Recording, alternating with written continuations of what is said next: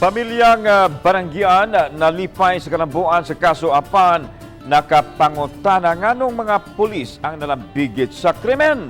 Detalye ugban pang detalye sa report ni Femari Dumabok. Fem.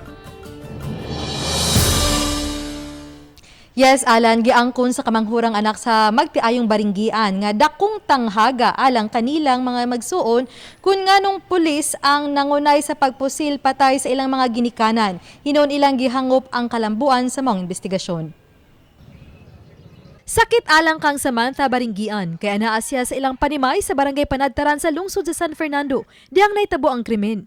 Bugtong anak babae si Samantha o kamanghuran sa tulo ka anak sa magtiayong sila si Balungag Barangay Konsihal Malu o Pedro Baringgian. Nagkinuptanay pa sila sa kamot siyang inahan sa wa pa biraha ang iyang inahan palayo o gipusil patay. Sunod usab nga gipusil patay ang iyang amahan. Pag-aksas ako sa kong anak, sir. Wala man gyud nila nagiputugot, ma'am. Gitukmod niya akong mama sa gawas. Sa gawas ug diha na nila gibuhat ang pagpusil. Naara jud ko diri. Naara ko dira. Oh, na ako diri. Nag-open naman ang door niya. Si mama gipusil man di ara nga ngilit. Nagi-follow din nila si papa. Apan dakong pangutana ni Samantha nganong mga pulis pa ang gilambigit sa pagpusil patay sa ilang mga ginikanan. Duha kanila giingong miangko na sa krimen.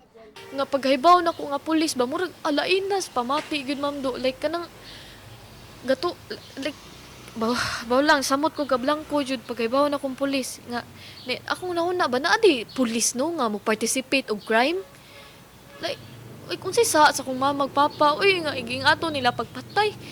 Apan gitataw ni Samantha nga dako usab ang ilang pasalamat sa mga pulis nga mitabang karon aron makabot ang gipangita nilang hustisya. Nasakitan kay ko at the same time nigaan-gaan akong dughan tungod kay naa na gyud tay katataw ba katinaw sa kaso sa kong ginikanan. Mama, papa, if naaman jud gani mo sa palibot karon nang paminaw nako kanang ayaw lang ko ninyo gunahunaa padayon mo sa inyong pagpanaw kay ako baningkamot ko para mabuhat na ko inyong gipangandoy para sa ko sa una. Alan, karong alas 3 sa hapon, gihatod sa ilang katapusang pahulayan ang magtiayong baringgian, human kini gihayasod sa usa ka semana sa ilang panimay diha sa barangay Panadtaran ug gihaya usab kini sa makadiyot kini hambuntag diha sa barangay Balungag. Mapasalamaton ang pamilyang baranggian sa ilang katagi barangay nga niduyog sa ilang pagbangutan. Ubay-ubay kun halos tanan sa taga barangay Balungag ang nihatod sa paglubong sa magtiayong baringgian. Alan. Daghang salamat, Femari Dumabok.